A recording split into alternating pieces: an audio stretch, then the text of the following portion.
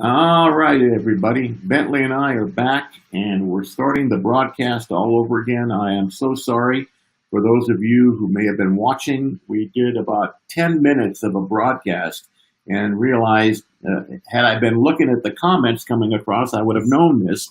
We had no sound. So I'm going to wait right now to make sure that we do have sound. So please, whoever may be watching, just put a comment down there letting me know that you can hear me, and I'll continue the broadcast. And again, I apologize for those of you who are watching, trying to pay attention. I mean, and here's the bad part, guys.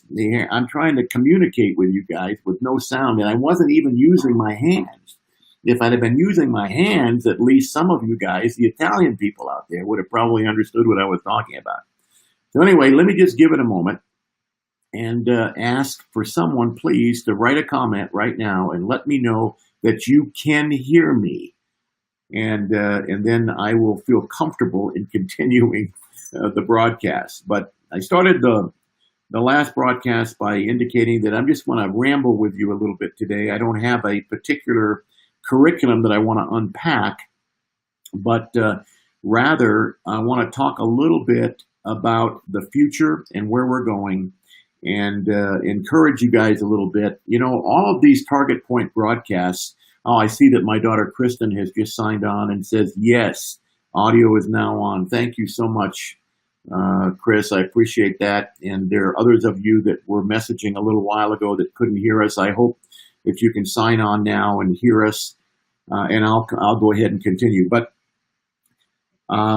in the future, we're going to continue to do these Target Point broadcasts, and the whole purpose is to equip the saints. These are really designed for people who call themselves followers of Christ, for men and women and young people who truly want to become all that God intended them to be. So we're going to continue to do these broadcasts. We're probably going to be doing them Monday, Wednesday, and Friday, 3 times a week. We may change that. We may change the times we do them. But at the end of the day, they're also in an archive on our Facebook public page and also on our YouTube channel. So if you're watching from either of those two platforms and you want to get updates on what we're doing, all you have to do on the Facebook page is simply like the page, and you'll be a follower and you'll get updates. And if you're on our YouTube channel, which we're trying to pump even more, all you have to do is hit the subscribe button, and then in the future you'll get notifications when we're back up as well. So in addition to that, if you want to pick up past broadcasts, you can scroll down on either of those two platforms and pick up some of the broadcasts from the past. Some of them have been reaching 150,000 or more views. It's just been amazing what has been happening. I apologize for those of you who were looking for us last Friday. We were not on, and let me tell you why. Last Friday was Cindy and my 55th, I said it right, 55th wedding anniversary.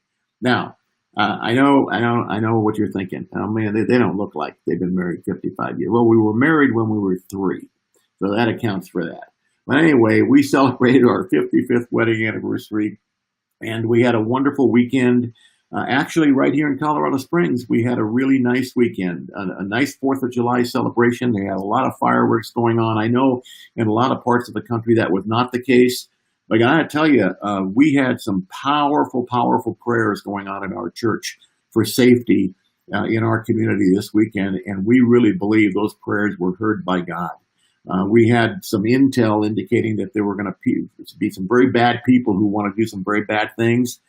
And it turned out to not happen here, at least in our city. And we really believe that prayer, by the way, guys, moving forward, this is going to be the secret to our future. Because our pastor mentioned to us on Sunday, and I completely agree with him. We've been talking about this as an executive team at our church, kind of planning for our future. And we believe we've probably got a 2-month window right now. And by September, things are going to get a lot worse than even what they have been. It is going to get ugly, guys, because there are a lot of people, a lot of powers to be out there that do not want to see this country continue on the path that is on. They don't believe in America anymore. They want to tear down our past. They want to completely re-envision what we are moving forward. It's all about being politically correct, and Marxism, socialism, and ultimately communist thought. That's where we're headed, guys. And And I don't believe as a follower of Christ we can tolerate that. But our battle is a spiritual battle, guys. It's not a physical battle. Even though we may see civil war in our country, this is not about a physical battle. It's about a spiritual battle. The devil has done an incredibly good job at discipling our nation in the wrong direction. He has taken over every sphere of our culture, all the 7 mountains, and we need to reinvade those mountains with the love of Jesus if we're ever going to be successful in turning this thing around. And it has to begin with our young people. On our watch, we've allowed decades of Marxist professors to completely brainwash our kids so that we have the all of the stuff that we're seeing on our streets today. It's all the result of being victims and being entitled, as opposed to seeing the world through God's view. We've taken God out, and we've got to get it back. We're getting ready to release another article, and I'm going to have my wife write this article because the other night in our small group, I had Cindy pray, and she prayed a prayer that honestly, in 55 years of being with her, I don't believe I've ever heard her more anointed than she was when she was praying this prayer. And she felt like the Lord gave her 3 words that she kind of unpacked in this prayer, and it was profound. It was peace, purpose, provision. Peace, purpose, provision. That's going to be the title of the article. We're working on it. We've been working on it for a couple of days. Everybody is looking for peace. And Pascal said, all men are looking for peace, even those who hang themselves. We're all looking for peace. But Cindy really begins to unpack what does the peace of God really look like? A purpose. We all want purpose. And the idea here moving forward, guys, is we desperately need the peace of God in order to be able to understand the purpose of God and begin to appropriate the provision or the power of God to be able to make a difference in our world and in our communities. And so we'll be unpacking that in this article. I want you to look forward to that. It should be coming out in the next day or two. But as we move forward, we really need to be careful, and we have to really begin to use our brains and really begin to think, because the other side, driven mostly by the media, well, it's driven really by our culture, our academia, the media, arts and entertainment, even big businesses now are trying to pull our thoughts in the direction that they want you to think. We actually had a friend of ours not too long ago say these words, and it was mind-boggling to me. This is a Christian friend who said, and I quote, "I don't think I could ever vote for Trump because he does not take wearing masks seriously." And I overheard that, and I walked away and I thought, are you kidding me? Listen, guys, the devil is clever, man. He will get you to focus and get you riled up about a single issue. It's like a shell game. If I can get you to focus on this, character assassination, all of the bad things about people, if I can focus on that, you will not look at what's really going on. Guys, listen to me. The trajectory of our nation could not be more clear. The choices could not be more clear.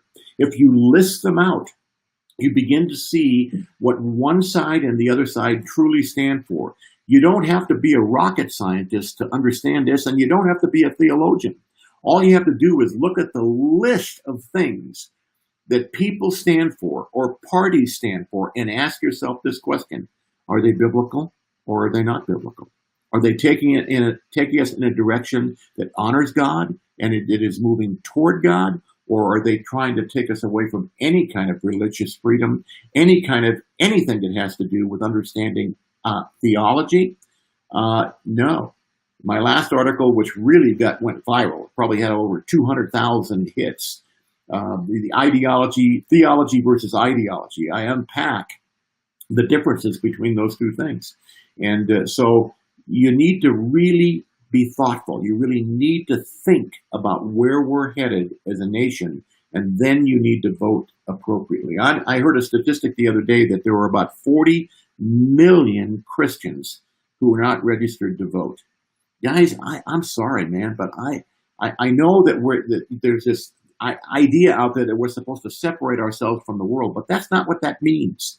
We're not to be part of it, but we're to do our duty in it. We're to pray and we're to be good citizens, and we are to vote for people who are going to bring forth righteousness, not chaos, not anarchy, okay, not civil disobedience in our streets. Because guys, it's getting ugly. So our first order priority is that we need to be in prayer. We need to understand the importance of drawing near to God so he can draw near to us. So as we move forward, we're going to bring you more and more teaching and information that we hope will help you and guide you in these areas. If you like the kind of things that we're sharing, please share them on your platforms and allow them to go to other people that maybe they would be encouraged as well. On Wednesday, 2 days from now, I'm going to have a special guest. Pastor Al McCausland is one of our pastors at our church. We had him speak a couple of weeks ago, and he talked about hunger, being hungry for God. And I thought he had some really profound things to share. And he's an amazing man. You're going to love him. I'm going to interview him on Wednesday morning at 10 o'clock. And I want to encourage you to join into that interview because he's going to talk about being hungry for God so that we can get closer to God. Why? Not just to feel nice and warm and fuzzy and really tight with God. No, the purpose of all of this is so that God can use us as instruments in his hands to reach out to a dying world. And so he's going to talk about that and give you some very interesting stories and life examples of some of the things that he does. And I'll tell you, this man has been impacting me. I watch him work and talk to people and how passionate he is for people being all that they can be.